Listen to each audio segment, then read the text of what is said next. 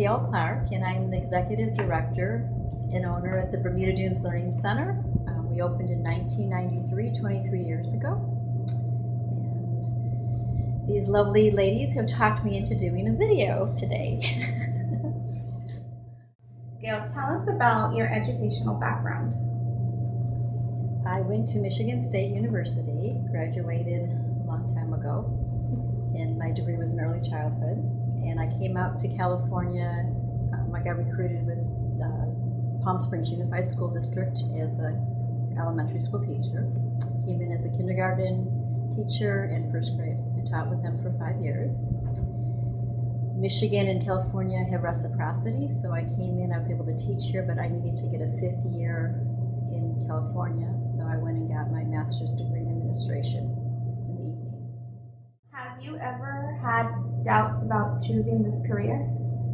No, I wanted to go into early childhood since I was in middle school, which is unusual, but yes, that was always my dream, was to open up a preschool.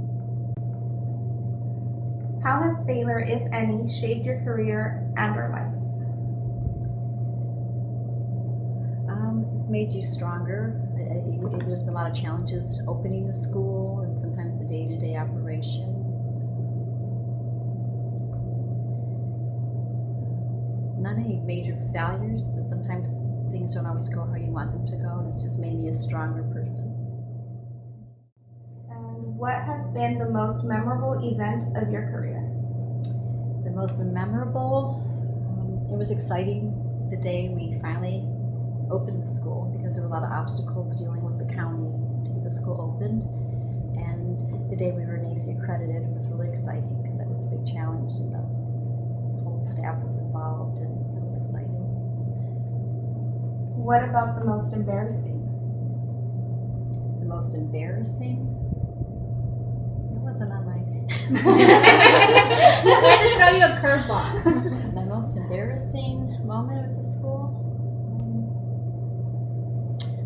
I can tell you my most embarrassing moment in this field was as a kindergarten teacher. The superintendent was there with his son, but he was a lot older than I thought he was his grandfather, and I mentioned that too. I said, "Oh, is this your grandson?" He goes, "It was his son, and this was our superintendent." So I do always remember that. That was a long time ago, but being here. Gayle, can you name at least 2 of your most challenging tasks you faced since becoming a director? One of the most challenging events was one of our teachers was diagnosed with a brain tumor, and I had to bring our staff together and to tell them that we were going to be losing one of our core teachers. It was a very difficult time. It was really hard,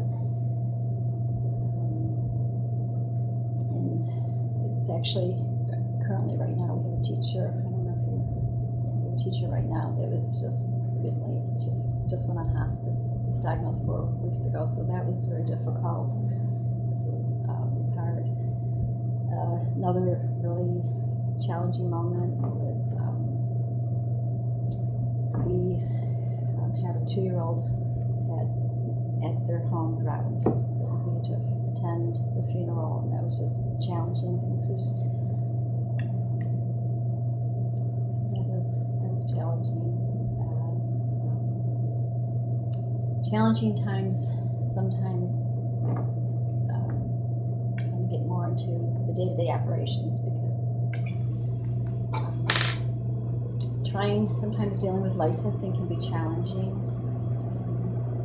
I want to provide a safe environment and follow the regulations, and I believe we really do a good job with that here. And sometimes licensing can come out and just nitpicks things that are just, the lid's not on a garbage can and so forth. So then it's trying to challenge, if you're excited for something, not okay. So it's made me stronger fighting the different things.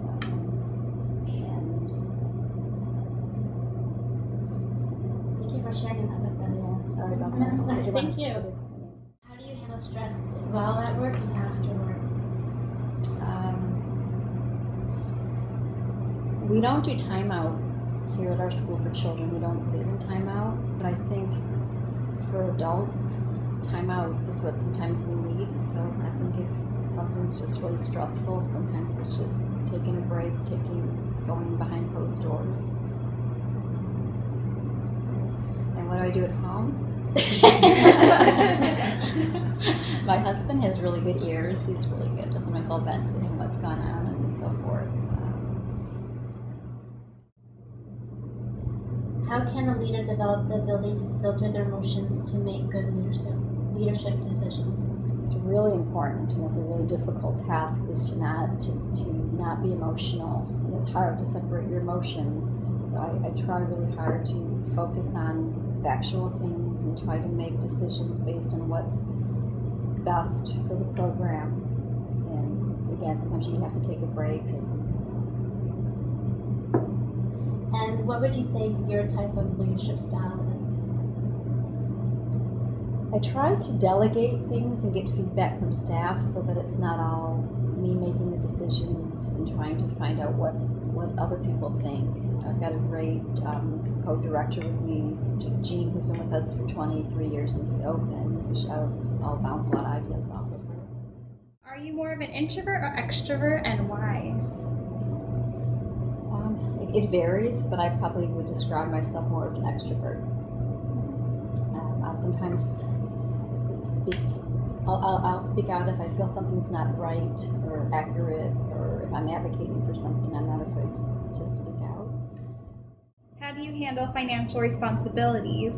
Do you or someone else handle the finances?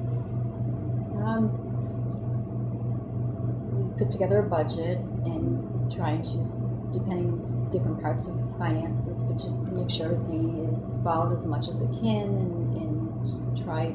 I reconcile our account each month, but I do have a CPA that will assist us. I have a bookkeeper that will come through and review things with us. It depends what it is, but in the very beginning, when we opened up, I did almost all the finances myself, and now I do try to delegate some because we've grown. Do you find it hard to stick to a budget? No, not for the most part. I mean, sometimes there'll be unexpected things that we're not expecting, or I'm trying to think of an example that's, the AC goes out, you're not expecting to have to replace a $7,000 AC unit or something like that. But for the most part, I think we're pretty able to stick with the budget. Do your teachers get to purchase items needed for the class regularly? Our teachers run a request sheet, and so we try to honor the request, and generally we can. Usually they're not outrageous or anything, so forth. So we'll ask them what they're needing, what their needs are, and we try to accommodate that. How will minimum wage going up gradually to $50 affect your business? We'll have to take into some deep consideration restructuring things.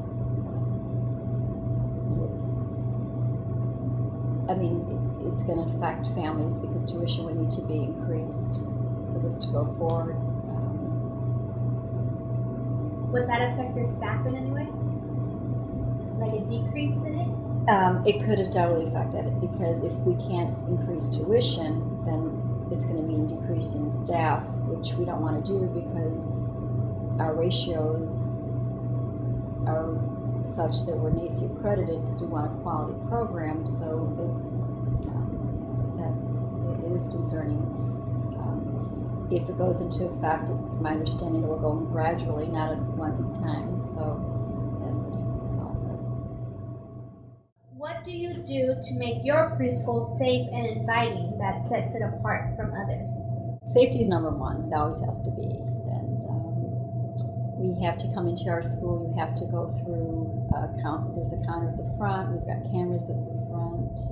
Our ratios are such that they're ensuring that there's going to be, try to make it as safe as possible. We want a quality environment, and that's going to, definitely it's got to be safe. It's a safe environment. Our staff too, hiring just quality staff that stay with us long term. We don't want to turn over with childcare, especially mid-year. Three-parter. So, what is the key to staying open for more than 20 years? Well, that's, again, hiring key staff. It's really important. The staff that's on board, we've got several that have been with us for a long time. And listening to what parents' needs are, wants, and being open to change as much as you can, and getting involved in the community. And how often do you hire new staff? We're a big company at here, so this program has about 40 teachers that are working directly with teachers, and then we have 2 satellite programs. So I would say that we are. It's kind of, it varies.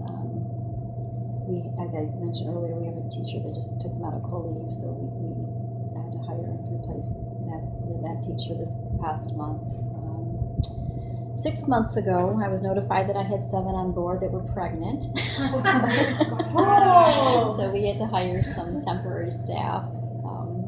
It's happened twice, it seems, over the 20 years that they've been clusters. So we don't have to hire often, but there's generally, I would say, at the end of the year, there's usually, we have to hire 1 or 2 staff each year. And when you do hire the staff, what do you look for in them? I look for good communication skills. I'll look at their resumes. I like to see someone that's been at a job for a long time. If I see someone that's on the resume, they were here 3 months, and they're 5 months, and they're 6 months, I generally want. I don't even want to bring them in. ECE units are important. However, I have also hired staff. My assistant director, who's been with me for 22 years, came on board with no ECE units and just grew through the years. So I sometimes think someone coming in with no experience, we can train them and teach them good quality skills versus someone coming in with, they've been teaching a while, but they may have some bad habits. But that doesn't mean somebody that I'm interviewing that has taught for a long time and has a lot of EC units isn't someone I would want to grab to. So I look at it. That's all the questions I have for you. I want to thank you for allowing us to interview. No, you're welcome. And hi, Sarah. You owe me. Thanks.